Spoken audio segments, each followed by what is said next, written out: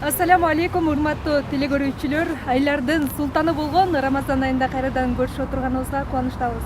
Ал эми бүгүнкү эфирибиздин коногу ата энеге кат, балалыкка саякат же болбосо башкача айтканда азыркы учурда атаман деп ырдалып жүрөт.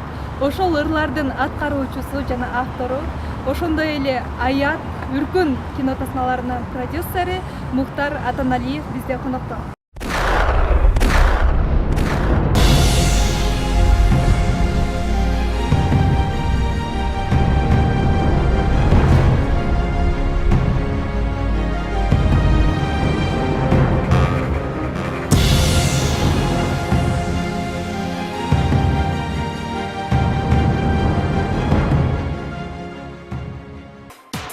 Ben birinci ataman, sen ikinci de. Bir de seni gel tek de, bir de gel tek cebe. Kança cumuştaştık, biz kızda aşık.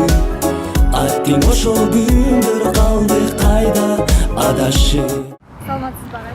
Алейкум салам. Кандай келе алдыңыз? Шүгүр, жакшы. Орозо майрамыбыз менен орозо күндөрү кандай өтөт? Ой, рахмат. Жакшы, Кудайга шүгүр.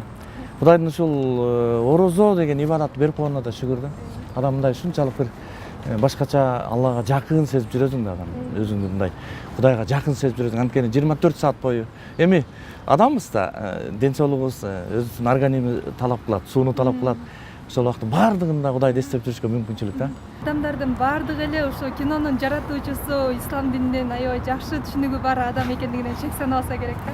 Аны ушул жолду кантип тандап алгансыз? Мен ошол кинодон баштап кетейин. Аят тасмасында бир ой камтылган да. Негизги ой бул эгер инсан өзүнүн жаратуучусун өзүм жөндөн эле келип калган жок да. Мындай жоктон эле бар боло калып, өзүнөн өзү болгон жок го. Мунун жаратуучусу бар, ар бир инсан. Ушул өз жаратуучусун таанып, жана ал жаратуучусу ушул инсанды эмне максатта жаратты экенин билбесе, анда ал бул дүйнөдө дагы, кийинки жашоо дүйнөдө дагы сөзсүз түрдө бактысыз болуп калат.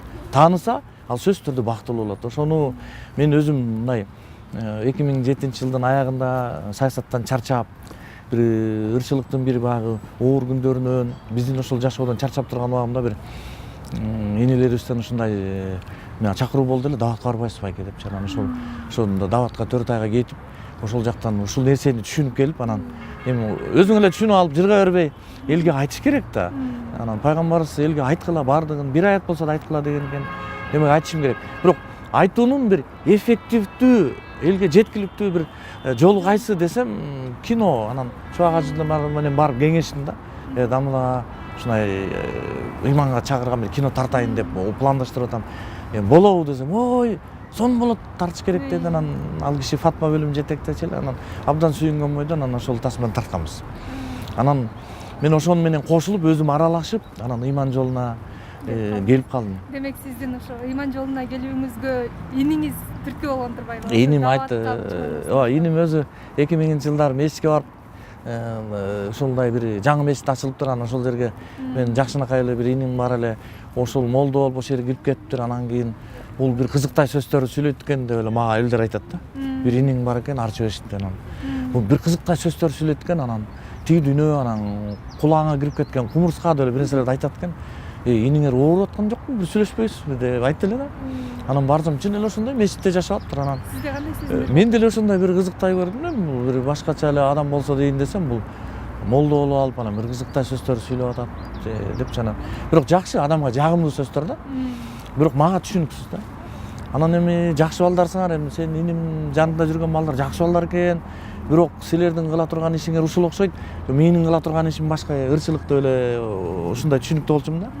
Анан кийин баягы адам мисалы кандай нерсе болбосун өзүң даамын татмайынча түшүнбөйт экенсиң. Анан ошол даватка чыккандан кийин анан түшүндүм да. Бул адам заты үчүн эң негизги нерсе экенчи. Ислам дини сизге эмнени алып келди? Эмне тартуулады сизге? Эми бул мен айтып атпайм, биринчиден бактылуулук да. Бактылуулук.